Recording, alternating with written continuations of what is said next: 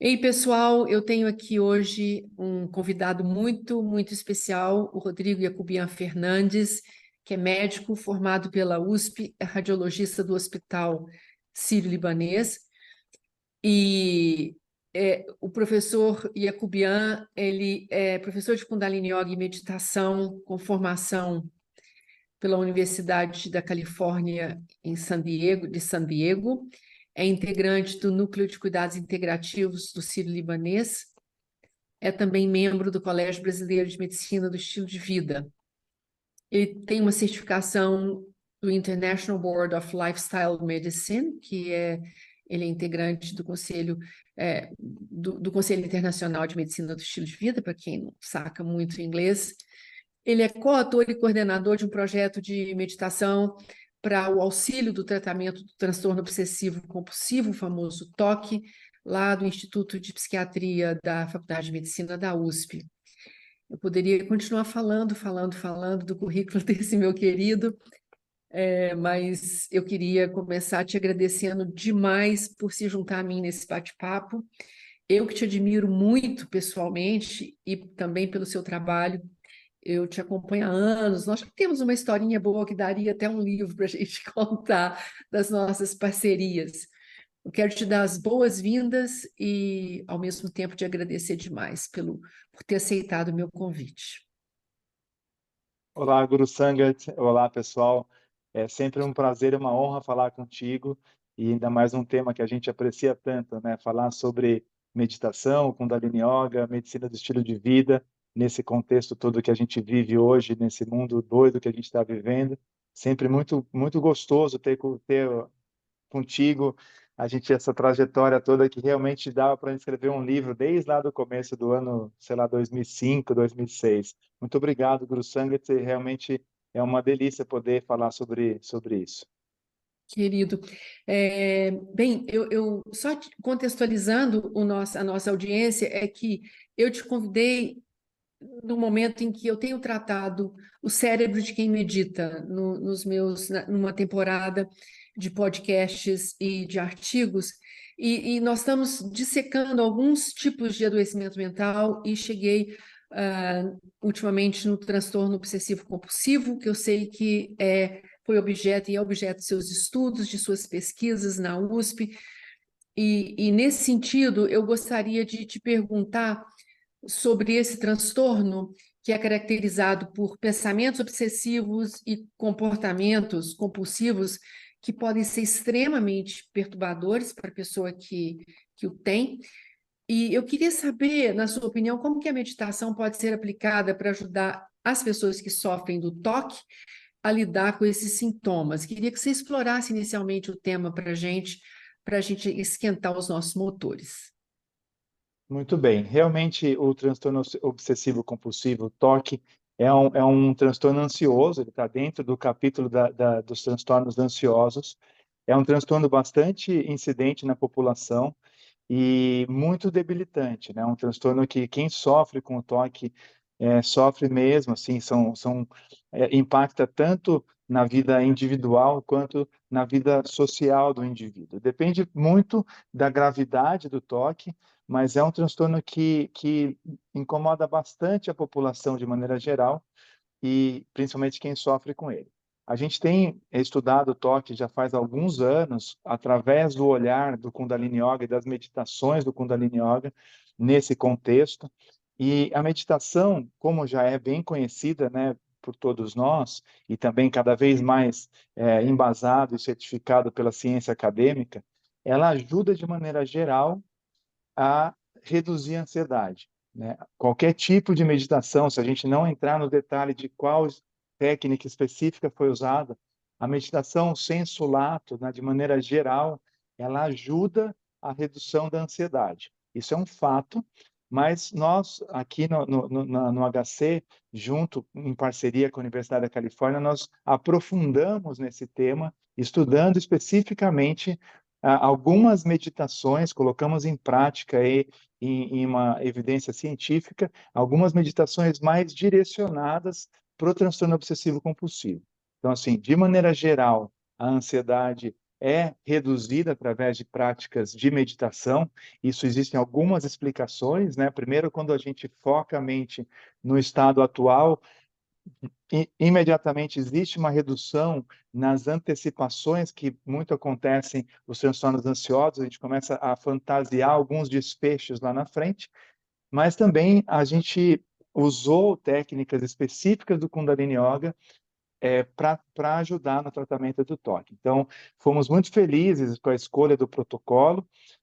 Começou isso na Califórnia através do David Shanahoff, que é um dos autores que estuda muito o tema, e nós reproduzimos isso no cenário brasileiro, é, com esse viés, com esse olhar para o transtorno obsessivo compulsivo, e tivemos bons resultados. Então, Legal. de maneira geral, a gente pode introduzir o assunto dessa maneira. Olha, ótimo. A gente quer saber em detalhes de algumas coisas, mas deixa eu construir assim uma escadinha para quem está nos ouvindo poder seguir nesse fluxo. Eu acho que é muito importante o que você falou e como você mapeou, de um modo geral, os benefícios da meditação, né? Porque ela acaba sendo responsável por trazer uma autorregulação emocional que vai ajudar mesmo nos vários sintomas agregados a esse adoecimento, ao toque. Mas quando a gente pensa no toque, na sua experiência, como é que você acha que são os mecanismos pelos quais a meditação pode influenciar positivamente na redução dos sintomas do toque e, claro, melhorar o bem-estar emocional dessas pessoas? Existe um mapeamento de como é que esses mecanismos atuam? Sim, existem algumas sugestões, né, a respeito de como é o mecanismo, é, e algumas sugestões de como que a meditação e especificamente algumas técnicas de pranayamas podem ajudar a contornar essa situação, se não, de fato, haver uma remissão mesmo. A gente teve experiências muito, muito favoráveis e boas de existir até uma remissão dos sintomas do transtorno obsessivo compulsivo. Uma das ideias, através das práticas de pranayamas, primeiro, né, quando a gente primeiro, trazendo um conceito do Kundalini Yoga, né? O corpo segue a mente segue a respiração. Então, o pranayama, a respiração, os exercícios respiratórios são muito utilizados nesse contexto. Então, para vocês terem uma ideia, dentro do protocolo, que tinham 8 práticas fixas e mais 3 flutuantes, a boa parte, pelo menos 6 dessas práticas tinham uma atuação com os pranayamas, com a respiração. O primeiro ponto é a redução do ritmo da respiração.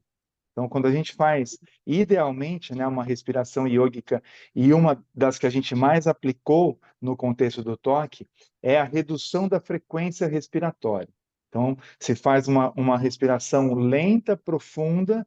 Nós utilizamos de algumas pausas, tanto na inspiração quanto na expiração. A técnica mais usada é aquela respiração em caixa, né, em box. São 4 tempos, uma inspirando, uma retendo o ar dentro dos pulmões, outra expirando e outra retendo o ar fora. E a gente atua dessa maneira, gradativamente, chegando a um ideal de 1 ciclo por minuto. Com isso, existe, de maneira fisiológica, uma resposta do nosso sistema nervoso autônomo, que é ativado através dessa respiração lenta e profunda, a ativação do sistema nervoso parasimpático. Então, existe uma resposta de relaxamento induzida pelo pranayama, pela respiração lenta e profunda. Além disso, quando a gente faz uma expiração longa, nós também estamos atuando no sistema nervoso parasimpático através do nervo vago, estimulando o sistema parasimpático e trazendo uma resposta de relaxamento. Então, só aí já são 2 elementos fisiológicos para a redução da ansiedade através de uma resposta de relaxamento fisiológica.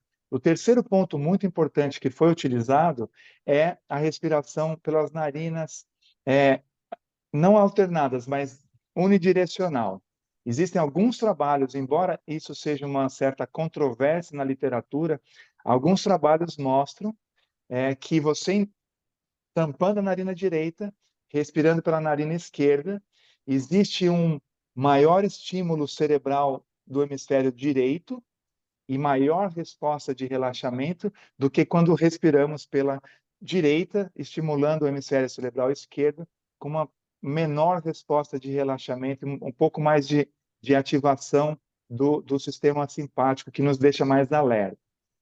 No yoga, a gente já estudou isso de várias maneiras, isso já era falado antes mesmo da ciência acadêmica, do jeito que a gente conhece hoje, mas colocamos isso em prática. Alguns trabalhos anteriores ao nosso mostraram, através de eletroencefalograma e magnetoencefalografia, mostrando áreas cerebrais estimuladas mais do lado direito, do hemisfério direito, quando a respiração é feita pela esquerda, e vice-versa.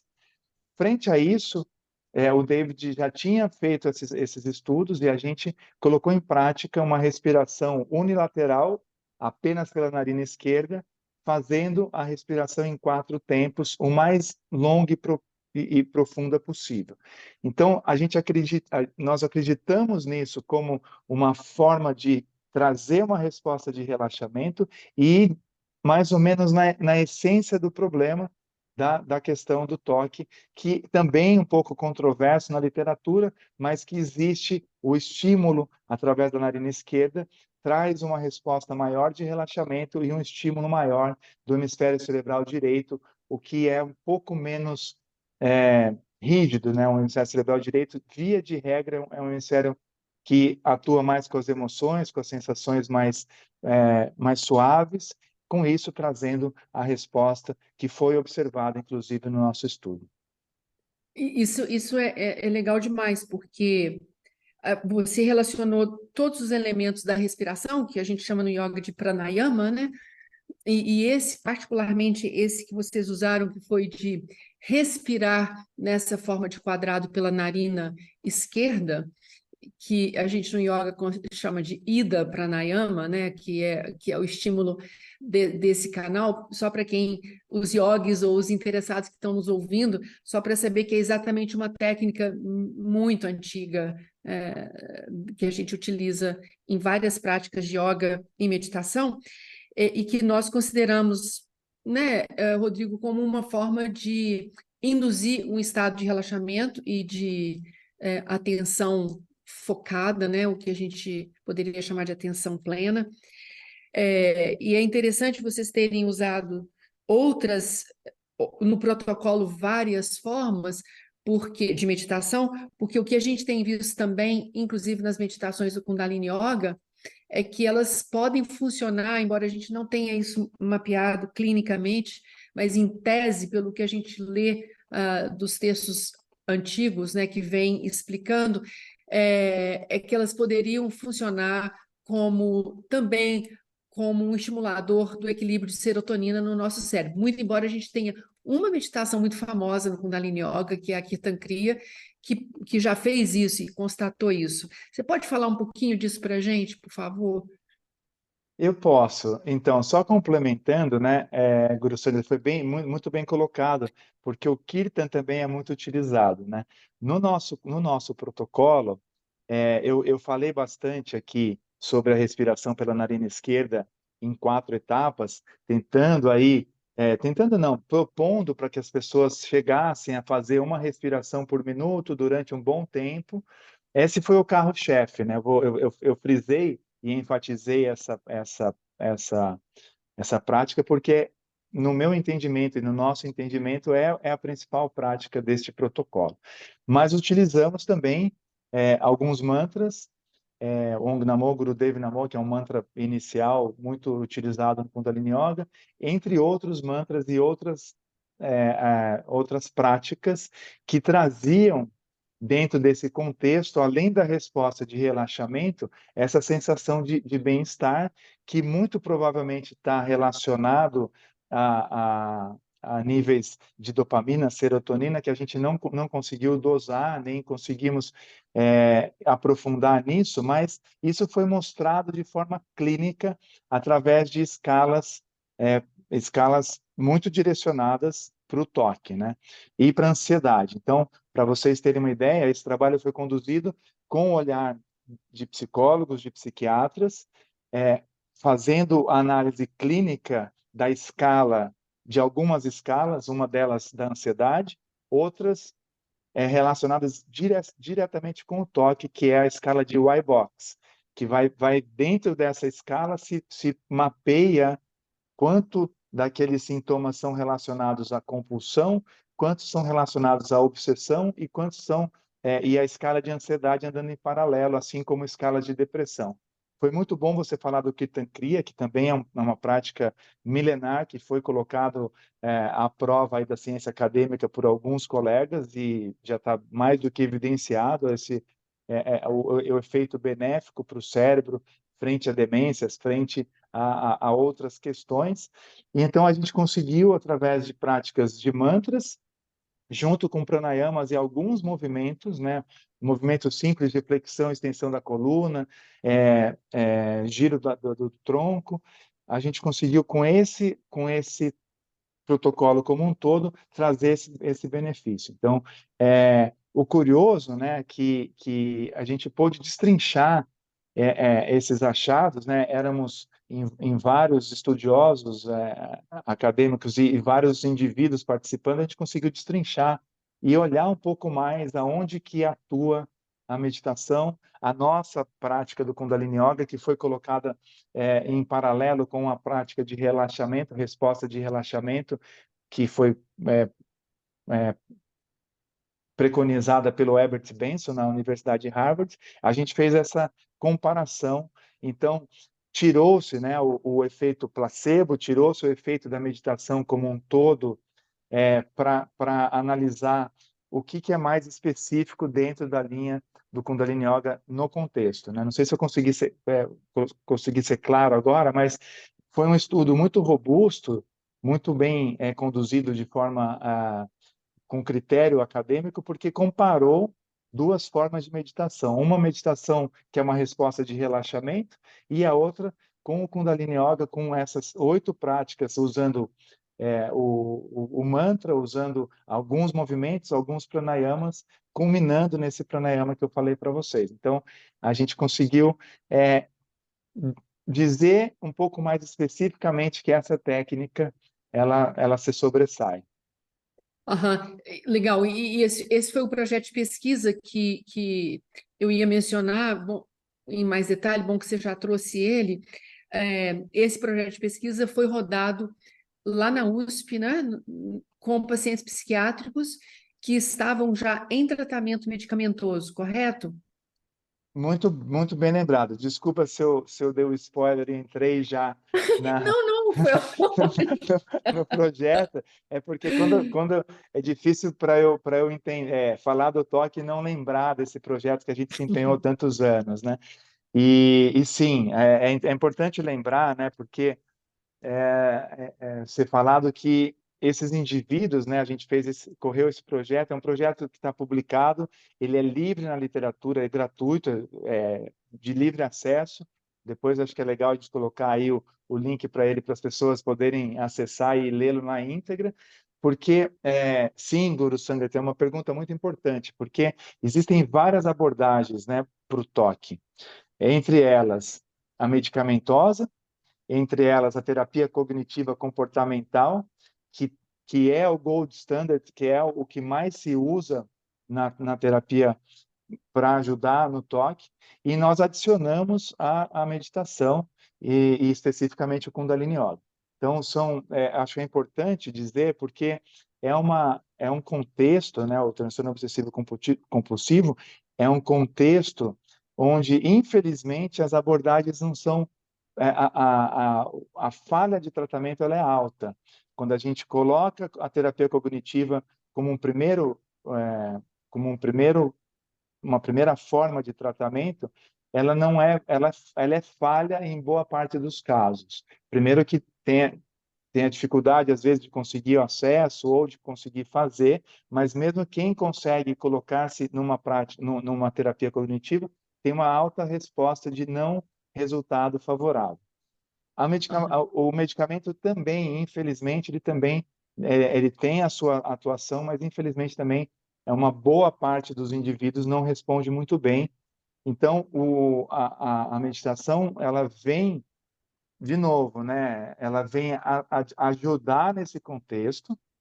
Não é uma panaceia, a gente não resolve tudo através da meditação, isso é importante ser colocado aqui para todo mundo, mas ela ajuda bastante. Inclusive, alguns casos que eu tenho acompanhado nesses últimos 10 anos, alguns casos que, ou de duas uma, ou a pessoa já procurou, já tomou remédio e não deu certo, ou tomou remédio, estabilizou, melhorou um pouco, teve uma melhora parcial, e ou fez uma terapia ou faz uma terapia cognitiva, e a meditação, o Kundalini Yoga, adiciona ao tratamento, ajudando no contexto geral. Ou mesmo quem não tem, quem não faz um tratamento medicamentoso por qualquer razão e busca, e também não faz terapia, busca o Kundalini Yoga, a meditação, como se fosse um acesso primário, um tratamento primário ao toque. Isso também funciona, mas vale lembrar aqui para todos, né, a gente está falando para um ambiente que é importante lembrar que é sempre um olhar multidisciplinar. É importante ter um médico acompanhando para fazer um diagnóstico preciso, eventualmente, em consenso, entrar ou não com a medicação de caso a caso. Seria muito legal ter um acompanhamento terapêutico com o TCC, né, a terapia cognitiva comportamental, e a gente entrar também. Embora, em muitos casos, a meditação por si só traz excelentes resultados, mas eu gosto de ter esse olhar multidisciplinar para a gente não dizer que resolvemos tudo com o Kundalini Yoga, né, Guru Sangat? Eu acho que isso é Claro. importante. Não, isso é super importante. Inclusive, era uma reflexão que eu ia fazer. Você fala pontos assim muito importantes que eu vou só sintetizar, porque eu acho que eu queria que as pessoas entendessem muito bem. Quando nós pensamos nesse tratamento clássico convencional, que é a associação de medicação antidepressiva com a terapia cognitivo-comportamental, se nós dividirmos isso e pensarmos só naqueles pacientes, você faz uma revisão da literatura e vê só aquelas pessoas que se tratam com medicação psiquiátrica por o toque, a gente tem uma taxa de solução de problemas ou de remissão de sintomas muito baixa, você falou disso, né? Hoje, se não me engano, são 30% dos pacientes, e quando, por alguma razão, eles abandonam o tratamento, dentro desses 30% que tiveram uma melhora, quando eles abandonam o tratamento, 4 meses depois que foi interrompido o tratamento, os sintomas voltam todos a todo vapor. E da terapia cognitivo-comportamental, a gente tem uma taxa também muito reduzida. Então, é desolador isso para quem tem o adoecimento e está exposto apenas a essas duas pernas do tratamento clássico. Eu acho que é um momento incrível da gente trazer, como diz o David, um novo começo na terapia na terapia do toque. E nesse sentido, você também fala, eu acho que era o que eu queria te perguntar, porque existe então uma classe de pacientes que têm o toque, que chegam que podem eleger a meditação ou esse protocolo que vocês testaram do Kundalini Yoga como um tratamento primário, né? Você menciona isso. E pode ser que se os sintomas dessa pessoa não são tão extremos, ela se dê muito bem, né? Com a prática da meditação. Você tem essa experiência? Sim, perfeito, Guru Sandra. Eu só tenho a agradecer a sua síntese, você realmente sempre tem um poder de síntese muito incrível. E também, sim, algumas pessoas nos procuram, e vale lembrar que é um espectro muito amplo, né? Todo mundo tem seus pensamentos intrusivos, todo mundo tem momentos onde fica com pensamentos recorrentes. Por isso que é interessante quando a pessoa está sofrendo com esses sintomas angustiantes, primeiro pedir ajuda. Acho que isso é muito importante, pedir ajuda, porque cada vez mais as pessoas têm conhecimento do assunto e cada vez mais buscam por ajuda. Então, primeiro, buscar ajuda até para poder conversar sobre o tema, para poder elucidar, eventualmente vir à tona algum diagnóstico do próprio transtorno ansioso, que são alguns, inclusive do transtorno obsessivo compulsivo. Então, o primeiro passo é não se sentir sozinho, é uma coisa que muita gente sofre.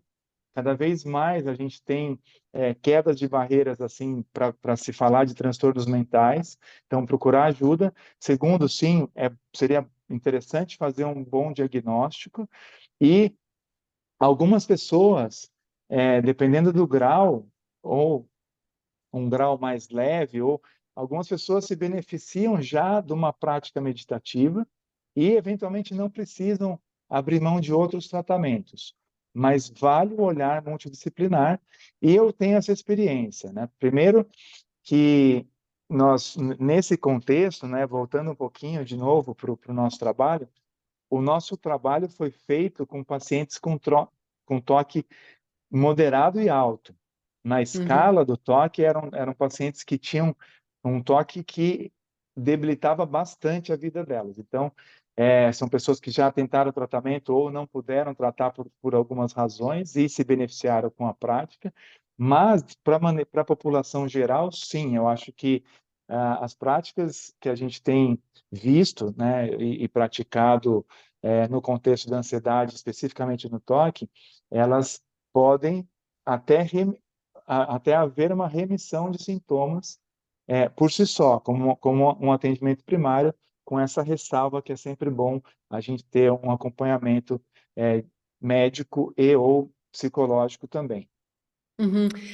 Isso é importante porque eu fiquei refletindo enquanto você falava se haveria um perfil específico de um paciente ou de uma pessoa com toque que se beneficiaria mais com a meditação. É claro que a princípio poderia haver uma abertura, mas como eu tenho insistido em estilo de vida, e nós dois trabalhamos com isso, e você também, eu acho que seria queria o seu comentário sobre isso.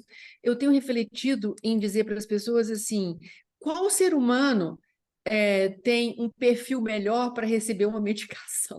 A gente recebe medicação quando nada mais existe para nos socorrer. Então, assim, é quase que, bom, eu não tenho muita escolha, eu vou ter que tomar um remédio.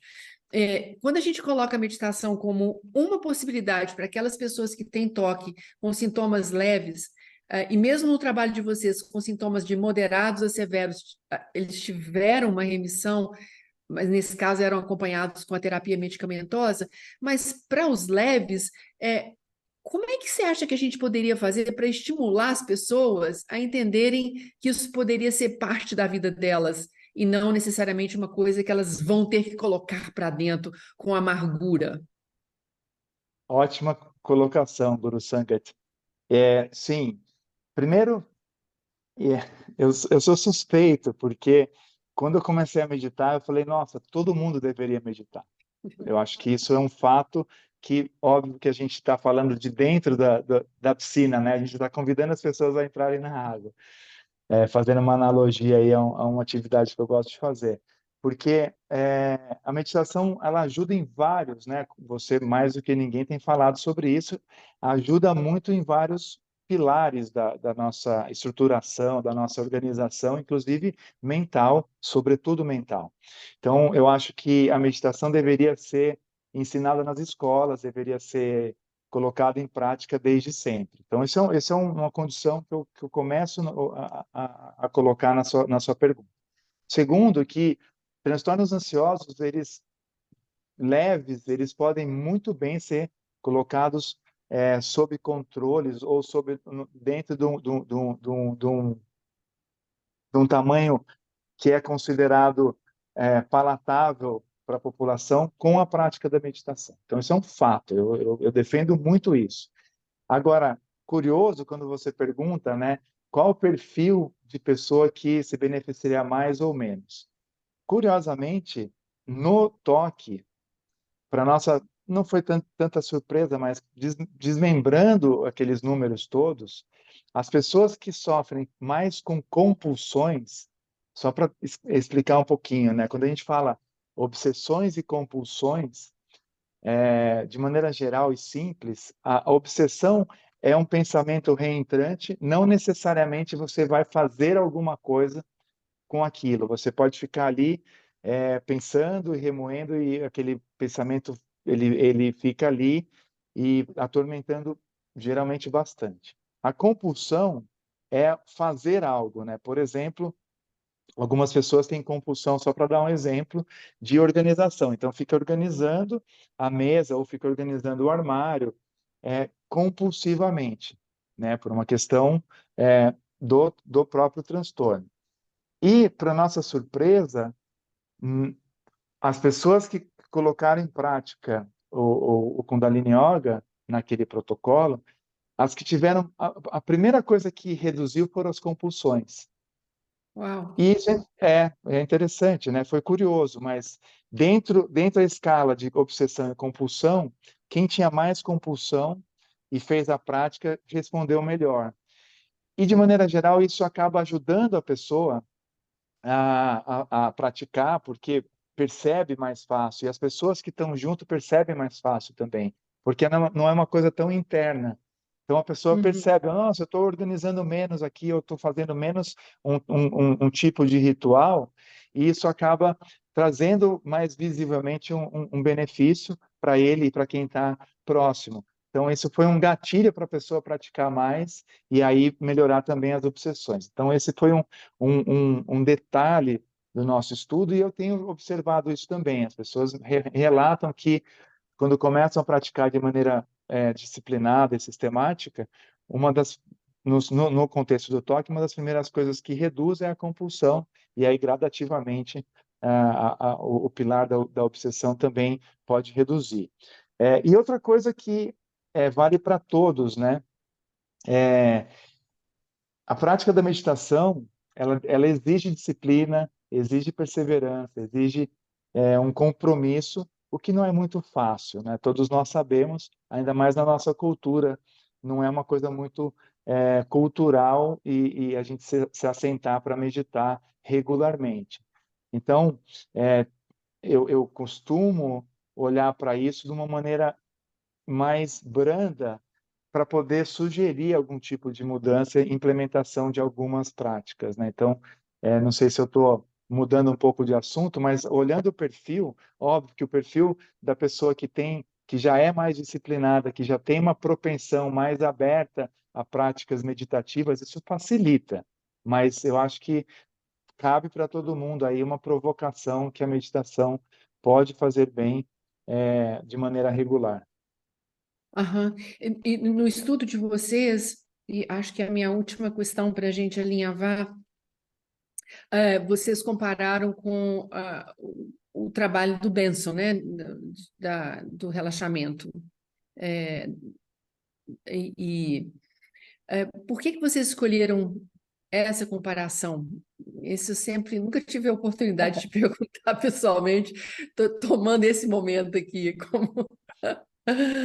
Ótimo, já que a sua curiosidade pode ser de outros e também, eu acho que é legal essa pergunta, né? Porque, primeiro, né? Porque nós estávamos num momento histórico de trazer isso de maneira contusa e de uma maneira é, bastante eficiente dentro do contexto acadêmico. E o Herbert Benson, ele deixou um legado para nós, né? Ele começou lá na década de 80 a falar e fazer a resposta de relaxamento, e ele começou a publicar. Então, ele já trilhou um pouco do caminho da ciência acadêmica através da resposta de relaxamento. Então, as pessoas já conheciam, e já era uma prática consolidada na literatura. Esse foi um primeiro ponto para nós escolhermos essa prática como um grupo controle. Muitos colegas, se não a maioria, se não todos, quando a gente propôs esse trabalho, falaram assim, nossa, mas vocês vão fazer meditação versus meditação, né? Vai dar igual. E o David, ele era muito seguro que não ia dar o mesmo resultado, por isso tudo que eu já falei aqui durante a nossa conversa, de fato foi um trabalho robusto, porque quando você compara duas técnicas ativas e não uma técnica ativa com um placebo ou uma técnica ativa com uma lista de espera, você ganha impacto na questão metodológica. Então, a gente optou por isso. E, de fato, né, aconteceu da gente olhar para o todo e ter uma resposta maior, desculpe, ter uma resposta de redução de ansiedade de maneira geral para os dois grupos, mas no grupo do Kundalini Yoga teve um pouquinho mais de diminuição da ansiedade de maneira geral, mas especificamente com a escala de toque foi bem superior. Tanto que nós corremos 4 meses e meio dos dois grupos em paralelo, fizemos um estudo estatístico naquela situação dos 4 meses e meio, e já estava previsto no escopo do trabalho que, se uma técnica fosse superior à outra clinicamente e estatisticamente significativa, a gente poderia convidar os demais que estavam na técnica que foi inferior do ponto de vista estatístico para se juntar a outra. E foi o que aconteceu. Nós juntamos mais um ano de práticas de Kundalini Yoga para o grupo que tinha recebido antes a resposta de relaxamento. Então, te respondendo e esclarecendo para todos, foi por isso. Primeiro, que o Herbert Benson já fez um trabalho e é muito consagrado na literatura, então a gente, a partir de um conhecido, e depois porque daria para nós uma maior credibilidade se o resultado fosse positivo. Então, foi essa a escolha, foi um pouco arriscada, mas principalmente por conta do David, mas ele estava muito seguro e foi por isso. Nossa, é incrível isso, né? Assim, é realmente fascinante, porque a gente, nesse modelo nesse estudo que vocês fizeram com esse modelo, não resta dúvida, né? É alguma coisa que chega para ficar. A gente sabe que funcionou e por que que funcionou. A gente está chegando no final, Rodrigo. Eu sei que você está em pleno trabalho. Eu não quero me estender, embora eu pudesse continuar conversando muito com você, mas eu queria deixar uma palavra final para você. Antes de eu Antes disso, eu queria só mais uma vez te agradecer demais e dizer que o seu trabalho, não especificamente esse que está publicado e tal, mas o seu trabalho de um modo geral, tanto com a medicina do estilo de vida quanto com o Kundalini Yoga e a meditação, eles são basilares, eles são inspiração para, inclusive para mim, para continuar trabalhando. Queria te agradecer e te passar a palavra. Nossa, muito obrigado. Eu que agradeço. Você sabe que é um prazer estar contigo e falar sobre isso. Eu vou finalizar, lógico que a gente poderia aqui ficar horas conversando, mas eu vou finalizar no seguinte, nesse contexto, né, da saúde mental. Primeiro, eu acho que vale para todos reduzir aquela barreira de que eu não posso falar sobre isso, eu não posso procurar ajuda. A saúde mental os transtornos mentais são muito incidentes na população, cada vez mais escancarado para a gente ver a pandemia mostrando isso tudo. Então, primeiro, procure ajuda, porque vale a pena, seja com amigo, seja com um profissional, mas procure ajuda, converse, vá atrás. Segundo, né, quando a gente fala, né, a gente aprofundou muito na questão do protocolo aqui, da prática, que é uma estrutura um pouco mais rígida. Eu queria dar um passinho para trás, primeiro convidar todo mundo a ter esse cuidado de se assentar um pouco, de trazer uma prática de pranayama, de meditação, olhar para a saúde mental como ela merece ser olhada, e por último, né, não precisa fazer um protocolo de 45 minutos, 1 hora todos os dias para obter um resultado, né? Isso é uma outra questão também que a gente não abordou aqui, mas fica nas palavras finais, que olhar o que é possível ser feito, e eu até tenho feito muito isso, customizar para os indivíduos. O que cabe? O que dá para fazer? Dá para fazer 5 minutos? Dá para fazer 3 minutos? Dá para fazer 10 minutos? E ajustando conforme a gente consegue, porque senão fica uma coisa muito distante, e a meditação não é para isso, não é para ficar distante, ela é para fazer parte do dia a dia, né? Nós, do Kundalini Yoga, somos yogis do cotidiano, a gente continua no cotidiano, continuamos pagando nossos impostos, continuamos criando família e tudo mais, e a meditação faz parte disso. Então, fica esse convite a todos a refletirem sobre a saúde mental, pedirem ajuda quando necessário e abrirem um espacinho no tempo para o autocuidado, seja através de meditação, seja através de tantas outras práticas que a gente tem aí na prateleira. Mais uma vez, muito obrigado. É uma honra estar aqui com vocês, com você, Guru Sangat, e espero ter contribuído de alguma forma. Nossa, você sempre contribui demais. Eu que te agradeço. Um beijo enorme. Ah, e deixar claro que o link para o seu projeto, a sua publicação, que é gratuita, estará certamente vinculado a esse nosso bate-papo. Um beijão, obrigada. Obrigado, tchau. Tchau, Tchau. pessoal.